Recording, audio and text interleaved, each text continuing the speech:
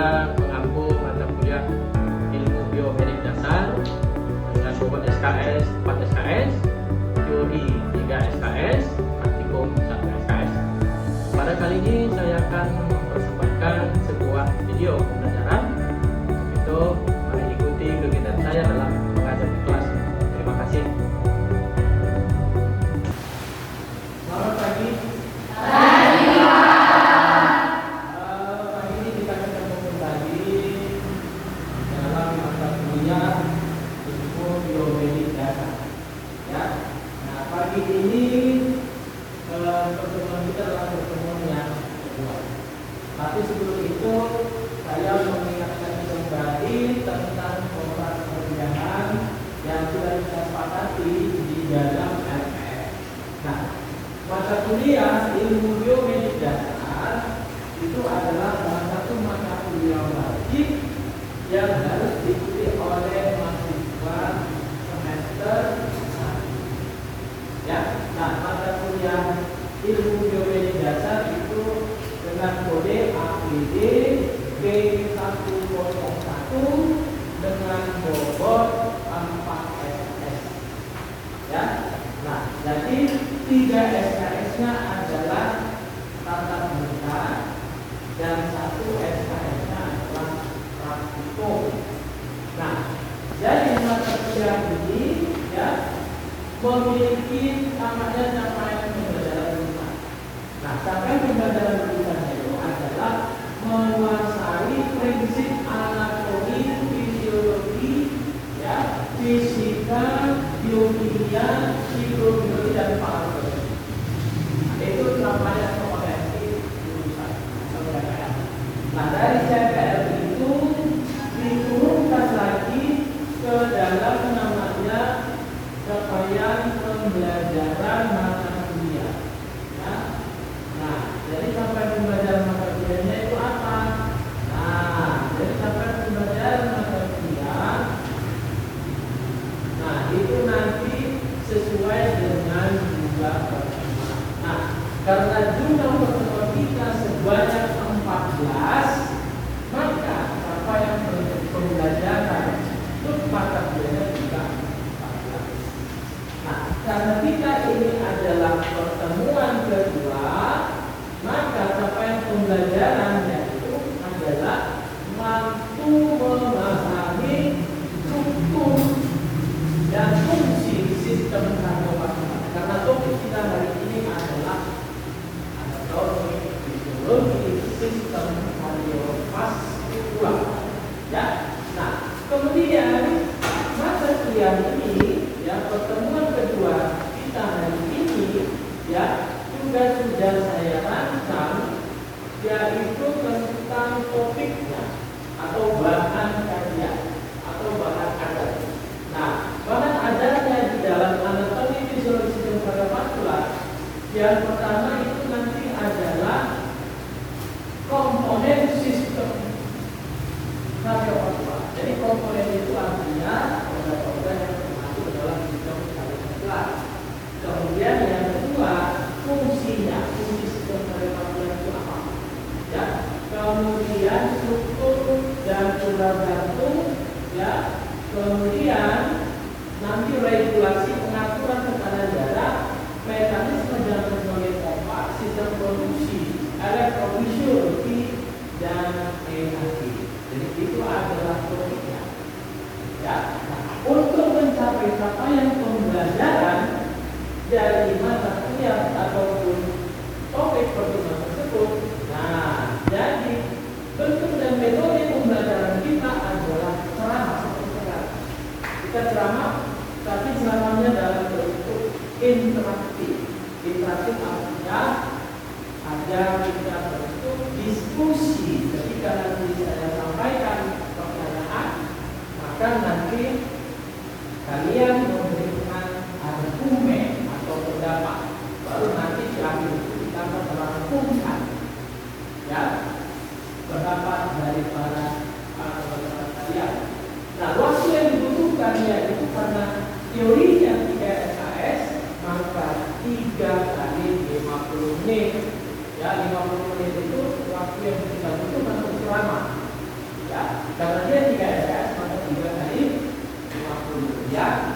kemudian belajar mandiri nanti 3 SKS juga dikali 60 menit. Nah, PM itu kemudian belajar mandiri. Ya, nanti di dalam pengalaman belajar mahasiswa dalam deskripsi tugas menyusun ringkasan tentang komponen fungsi sistem struktur sampai dari EKG. Nah, kita berikan waktu nanti 3 kali 60 menit. Jadi nanti kalian akan membuat rangkuman dari penelitian kita, sehingga nanti akan dikumpulkan dalam bentuk portofolio minggu depan. Ya. Nah, kemudian nanti bobot penilaian dari pertemuan kedua itu sebanyak 5%. 5% artinya apa? Nilai dari portofolio itu akan diambil 5%, kemudian nanti dari total soal itu juga akan diambil 5%. Jadi kalau dari soal yang nanti 100 soal, maka kira-kira 5%, maksudnya berarti 5 soal dari pertemuan kedua. Nah, kenapa saya jelaskan itu? Supaya kita punya strategi nanti di dalam mencapai nilai maksimum. Jadi jelas saya sampaikan metodenya seperti apa, deskripsinya saya sampaikan seperti apa, dan juga bagaimana proses penilaian dan sumber penilaian untuk pencapaian kompetensi penilaian. Oke, sampai di sini jelas? Oke. Nah, kita lanjutkan masuk kita ke kuliah kita. Nah, dari kuliah kita seperti di awal tadi disampaikan bahwa ya, topik kita adalah sistem kardiovaskular, yaitu tentang organ jantung. Nah, seperti kita ketahui bahwa sistem kardiovaskular namanya pun kardiovaskular, berarti ada 2 organ di sana, yaitu kardio dan vaskular. Kardio kita jantung, vaskular kita pembuluh darah. Jadi secara langsung dari kalimat itu saja kita sudah tahu bahwa organ atau komponen di dalam sistem kardiovaskular yaitu jantung dan pembuluh darah. Nah, jadi dari sini kita sudah bisa mencapai satu capaian yang kita ya dari judulnya. Nah, sebelum kita masuk ke topiknya, maka ada hal yang harus kita pahami. Setelah selesai kuliah ini akan kita pahami. Nah, pertama kali adalah fungsi jantung itu apa? Ya, fungsi jantung itu apa? Kemudian yang kedua adalah ukurannya. Berapa sih ukuran jantung itu? Lokasinya di mana? Bentuknya seperti apa? Ya. Nah, kemudian yang ketiga, yaitu jantung itu punya ruang. Ada berapa ruang jantung itu? Ya, kita lihat bersama. Oke, yang keempat, katupnya. Katup jantung itu berapa? Ada di mana saja? Dan fungsinya untuk apa? Ya, paham? Oke, nah yang berikutnya adalah struktur dan fungsi sistem konduksi. Kalau cerita sistem konduksi, berarti kita ceritanya adalah listrik. Sistem konduksi itu menghantar, ya, menghantarkan arus listrik di jantung. Itu apa saja komponen-komponennya dan fungsinya atau mekanismenya seperti apa? Ya.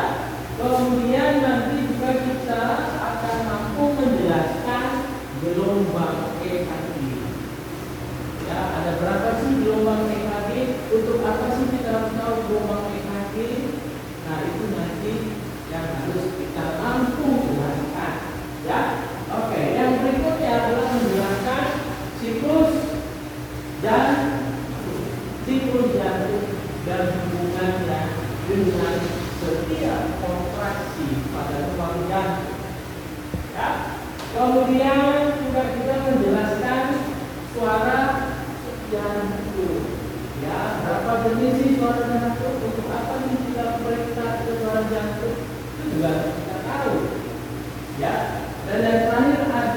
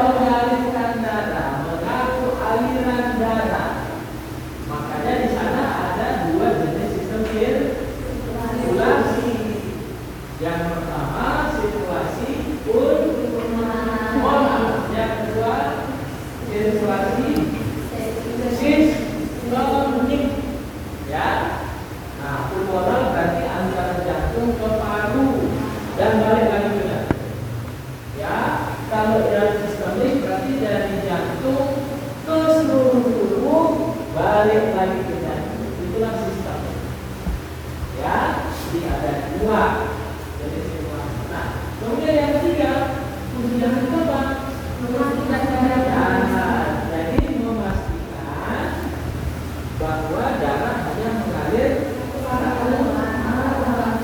melalui katupnya. Jadi fungsi katup itu adalah supaya tidak terjadi aliran balik darah, balik ke jantung dari pompa ke balik lagi.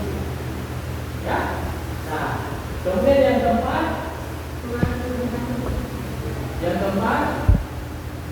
ayo yang keempat, mengatur ya supply berarti pendistribusian pengaliran darah. Jadi nanti aliran darah yang dipompakan jantung disesuaikan dengan kebutuhan seseorang itu. Jadi kalau seseorang itu sedang beraktivitas fisik, misalnya berolahraga, maka sirkulasi darahnya akan lebih banyak. Ya, misalnya pada waktu kita berolahraga, maka sirkulasi darah ke sistem pencernaan akan lebih sedikit dibandingkan ke sistem otot. Itu bedanya. Ya, tapi pada waktu kita makan, maka sirkulasi darah ke sistem pencernaan lebih banyak dibandingkan ke sistem otot. Nah, jadi sesuai dengan kondisi fisik. Ya, itu adalah. Nah, ini adalah tadi ya di awal kita sudah jelaskan bahwa sistem sirkulasi ada dua, yaitu sirkulasi pulmonal dan sirkulasi sistematik. Jadi kalau pulmonal berarti dari jantung, arterium, ventricle ke paru, balik lagi arterium kiri, ventricle kiri dan ke aorta. Itu dia yang pulmonal. Kalau sistemik dari aorta ke seluruh tubuh dan balik lagi ke jantung ke arterium. Nah, itu adalah sirkulasi sistem. Ya, oke. Kita lanjut. Nah, sekarang kita masuk yang kedua. Yang kedua itu tadi apa? Bentuk, ukuran, dan nah, sekarang pertanyaan, kenapa sih kita harus tahu itu lokasi jantung itu? Kenapa kita harus tahu? Kenapa harus tahu lokasi jantung itu?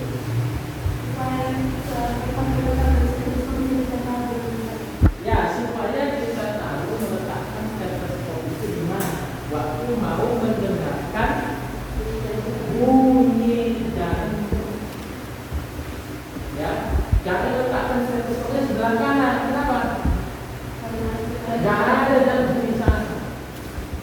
Jadinya di mana? Sebelah kiri. Jangan letakkan stetoskopnya di mana? Di perut. Kenapa? Karena jantung ada lokasinya di mana? Di ruang toraks.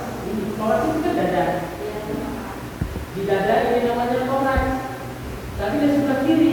Nah, khusus yang sebelah kiri itu letak jantung itu namanya ruang mediastinum. Ya, ruang mediastinum. Nah, bentuk jantung itu dia terbalik. Jadi puncak jantung itu di bawah, sebelah bawah. Makanya namanya itu adalah apex. Dan yang paling atas itu disebut dengan base. Base itu atau dasar atau pangkal. Jadi jantung itu kayak sebaliknya. Nah, akalnya jelas ya. Oke, nah itulah dia. Nah, makanya tadi saya tanya, kenapa sih kita harus tahu itu lokasi jantung di mana? Pertama kita tahu tadi letakkan stetoskop untuk mendengarkan bunyi jantung.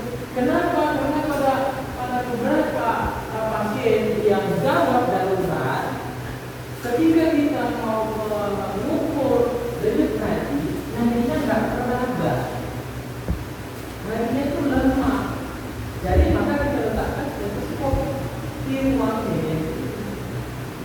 Ya, di situ diletakkan. Tidak pernah itu mendengarkan bunyi jantung diletakkan di tangan, nggak pernah. Tapi di ruang ini.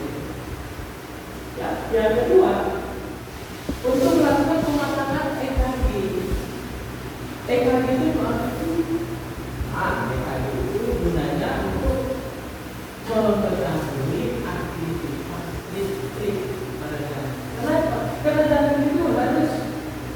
dirangsang supaya dia bisa berkontraksi, perangsangkan ke otot jantung supaya jantungnya berkontraksi itu oleh aliran listrik. Nah, dari aktivitas listrik itu di jantung itu bisa kita ukur melalui namanya alat EKG. Ya, itu mas. Jadi tahu nanti ada 6 unit, P1, P2, P3, P4 sampai P6, APL, APF dan APR. Ya, itu harus tahu. Nah, kemudian nanti juga melakukan CPR. CPR itu adalah cardiopulmonary resuscitation atau bahasa Indonesianya resusitasi jantung paru, RJP. Nah, resusitasi jantung paru, kompresi penekanan jantung, ditekan, dekompresi, ditekan. Nah, ini dilakukan ketika pasien mengalami namanya henti jantung, jantungnya tidak berkontraksi. Kalau ada pasien tiba-tiba pingsan, kemudian kita rasakan jantungnya tidak ada, kemudian kita dengarkan dari jantungnya tidak ada, detak jantung tidak ada, maka segera langsung lakukan namanya CPR. Ya, nah maka CPR-nya nggak boleh sebelah kanan. Kenapa? Kenapa CPR nggak boleh sebelah kanan? Jantungnya sebelah kiri. Nah, itu dia. Makanya kalau dulu loh kasih ya dan bentuk dan ukurannya. Nah, jantung itu beratnya kira-kira sekitar 300 gram. Ya, sebesar kepala tangan lah. Itulah besar. Kecil kan? Nggak sampai setengah kilo, tapi fungsinya sangat vital, sangat ya. Oke. Nah, kemudian yang ketiga kita masuk ke anatomi. Anatomi berarti apa? Struktur. Karena tadi di dalam taman pembelajaran kita belajar struktur dan struktur itu artinya apa? Fungsinya. Apa saja sih? Jadi berikan apa saja sih yang memiliki suatu organ jantung itu? Ya tiga. Satu namanya perikardium. Namanya pun kalau perikardium berarti lapisan luar. Lapisan luar itu biasanya disusun oleh jaringan fibrosa atau namanya jaringan ikat. Semua organ yang membungkusnya lapisan luar yang masuk jaringan fibrosa. Ya. Kemudian nanti lapisan yang kedua yaitu lapisan miokardium. Miokardium ini adalah lapisan otot. Ya, kalau kita belajar dulu ya di awal-awal bahwa memang jenis suatu apa namanya sel itu, ya, itu ada sel otot, ada sel saraf, ada sel fibrosa, ada sel epitel. Ya, nah, sel-sel otot ini bergabung nanti membentuk namanya jaringan otot. Oke, jaringan otot itu cuma 3.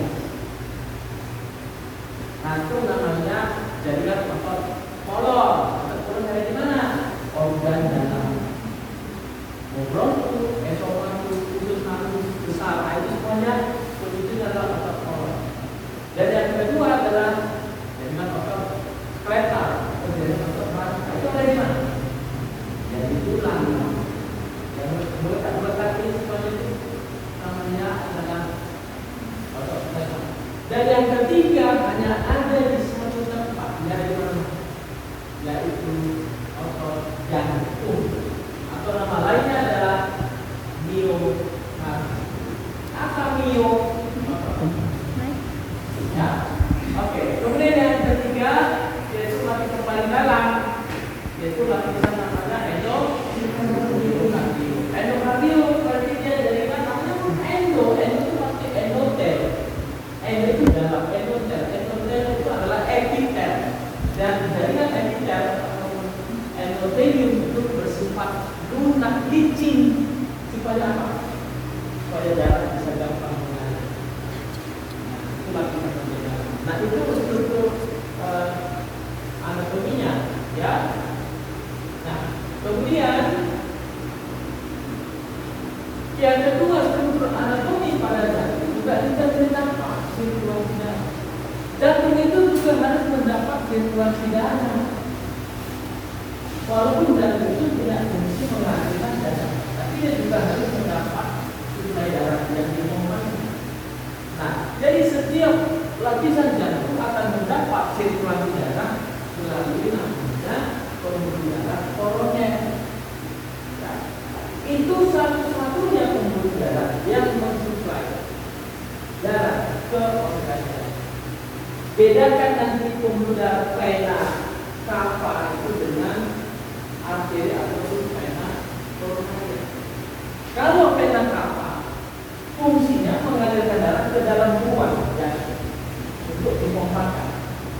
Tapi pembuluh darah koroner baik arteri maupun vena dia mensuplai darah ataupun mengalirkan darah kembali keluar dari lapisannya. Itu beda. Ya, itu peruntukan.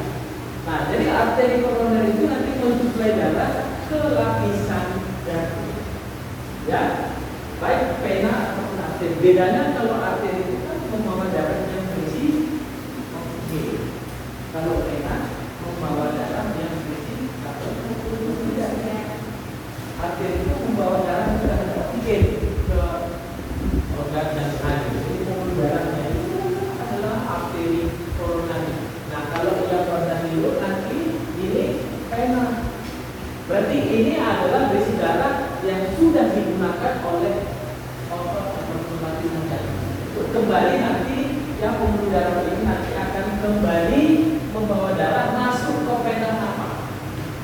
Tapi kalau dari tadi arteri koroner ini menerima darah dari aorta, itu beda.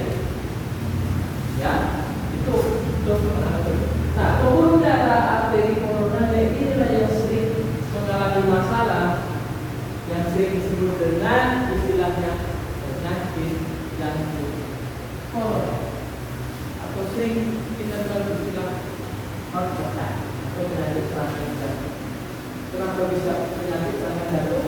Karena pembuluh darah itu sehingga darah kurang banyak sampai ke otak, jadi tergantung pada berhenti berkontak, maka muncul nyeri dada atau chest pain. Ya, itu nanti klinis. Nah, struktur anatomi yang berikutnya adalah ruang dan ada berapa ruang jantung secara umum? Dua kan? Ada